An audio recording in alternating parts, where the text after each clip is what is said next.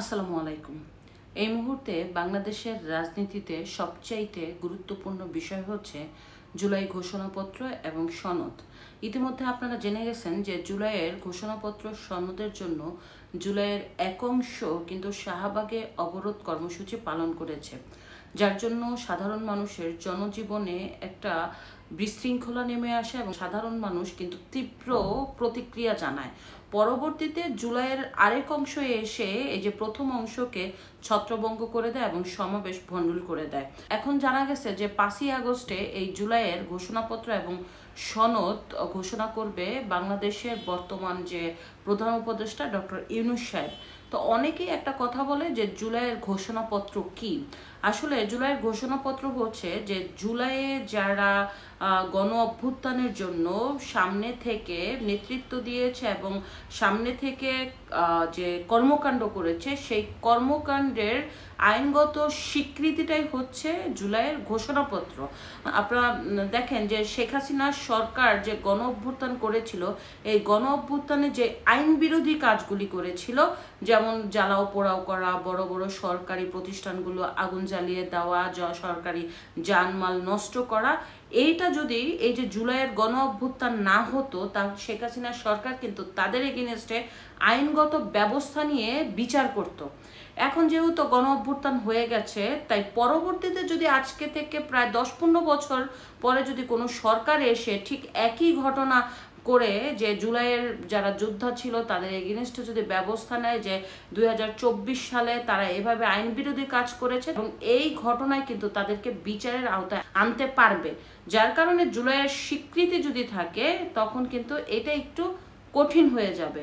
তার জন্য এই মুহূর্তে তারা এই যে তাদের যে জুলাইয়ের কর্মকাণ্ডের জন্য স্বীকৃতি চেয়েছে, এটা হওয়া যেতে পারে।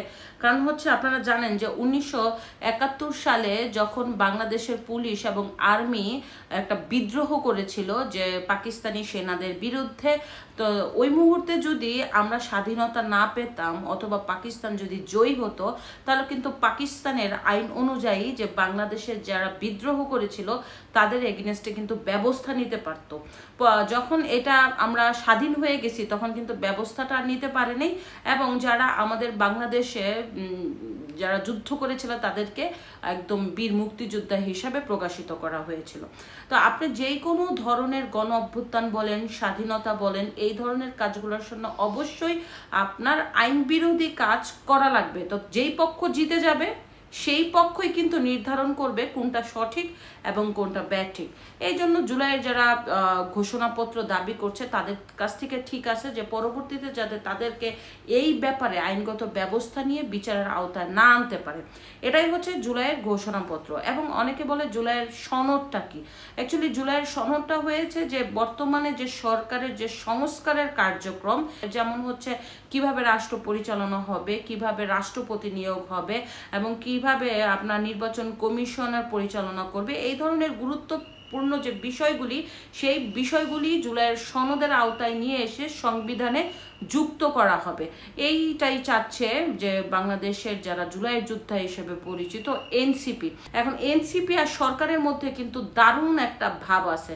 ভাব হচ্ছে, আমরা সবসময় বলি বাংলাদেশের ইতিহাসে প্রথম কোনো অনিবন্ধিত দল এতটা সরকারি রাষ্ট্রযন্ত্রের সুযোগ সুবিধা নিয়েছে। অন্যতম কারণ হয়েছে সরকারের বর্তমানে ছত্রছায়ায় হচ্ছে এনসিপি, মানে সরকারের আরেকটা সরকার হচ্ছে এনসিপির নেতৃবৃন্দ। সো এনসিপির নেতাকর্মীরা যা বলে সেটাই কিন্তু সরকার পরবর্তীতে পূরণ করে।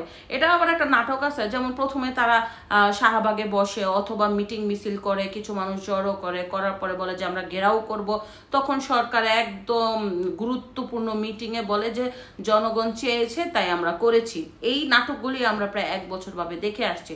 তো যাই হোক, এখন মূল সমস্যাটা যেখানে, সেটা হচ্ছে যে জুলাই ঘোষণাপত্র নিয়ে এবং সনদ নিয়ে যে বাংলাদেশের এখন যারা বড় বড় বৃহত্তম দল আছে তাদের কোনো আপত্তি নেই। যেমন বিএনপি বাংলাদেশের সবচেয়ে বৃহত্তম দল, জামাত আছে একটি বৃহত্তম দল, এবং এনসিপি বৃহত্তম দল না হলে তারা পাওয়ারের দিক থেকে কিন্তু বিএনপিকে ছাড়িয়ে চলে গেছে।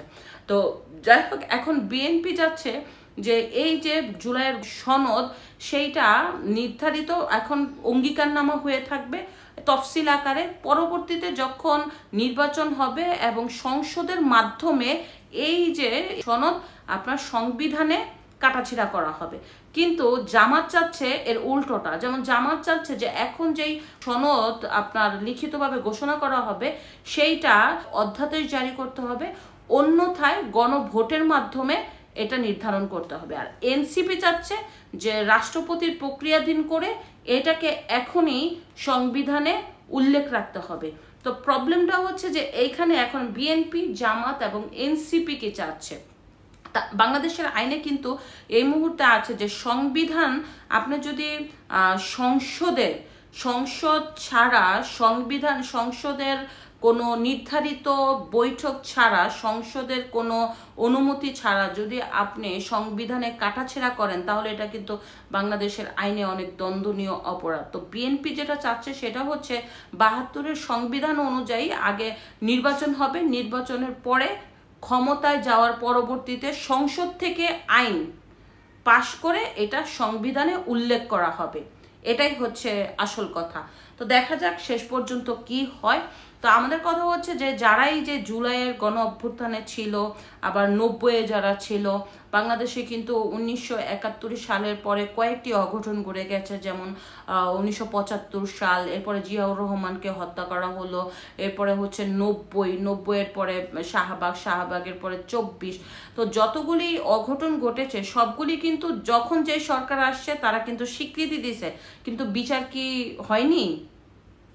বিচার তো হয়েছে। যেমন বঙ্গবন্ধুকে যখন সপরিবার সহ হত্যা করা হলো, তৎকালীন সময় জিয়াউর রহমান কিন্তু যারা হত্যা করেছে তাদেরকে কিন্তু স্বীকৃতি দিয়েছিল যে তাদের এগেইনস্টে কোনো ব্যবস্থা নিতে পারবে না। কিন্তু ৯৬-এর পরে যখন শেখ হাসিনা আসলো তখন কিন্তু এই যে বঙ্গবন্ধুদের যারা হত্যা করেছে তাদেরকে বিদেশ থেকে নিয়ে আসছে, কারণ বাংলাদেশ থেকে কিন্তু তাদের এগেইনস্টে বিচার করেছে। তো কথা হচ্ছে যে যখন যেই সরকার আসে তার কাছেই লাঠি থাকে। যতই সংবিধানে উল্লেখ করা হোক, যতই তফসিল ঘোষণা করা হোক, আপনার যত কিছুই করা হোক, যদি যেই সরকার আসে সেই সরকারের ক্ষমতায় কিন্তু সবকিছু চলে। তবে আমরা চাই যে বাংলাদেশে একটা সুন্দর পরিস্থিতি হোক, সুন্দর পরিস্থিতির মাধ্যমে সবকিছু ঠিক থাকুক, যে একটা অবাধ, সুষ্ঠু, নিরপেক্ষ নির্বাচনের মধ্য দিয়ে বাংলাদেশ আবার একটা গণতান্ত্রিক প্রক্রিয়ায় ফিরে আসুক। সেটা যদি সাধারণ মানুষ মনে করে যে এনসিপিকে ভোট দিবে, এনসিপি ভোটে যাক, অথবা যদি সাধারণ মানুষ মনে করে বিএনপি পাশ করবে, বিএনপিকে দেখ। এটা তো জনগণের ভোট, জনগণের উপরেই ছেড়ে দেওয়া উচিত। কিন্তু আমরা দীর্ঘ ১ বছর যাবৎ দেখছি যে না, ঠিক আগের সরকারের মতোই করছে।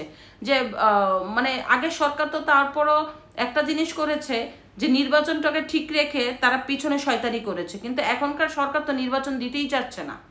এবং তারা বলছে তাদের জনপ্রিয়তা আছে, তো তাদের জনপ্রিয়তার আগেই তারা আওয়ামী লীগকে বাদ দিয়েছে, জনপ্রিয়তার আগে তারা অনেক কিছু করে দেখাইছে। কিন্তু তাদের উচিত ছিল যে গণতান্ত্রিক প্রক্রিয়ায় সাধারণ মানুষের মতামত জানা, যে আসলে সাধারণ মানুষ কি চায়। দেখা যাক সামনে কি হয়। ধন্যবাদ।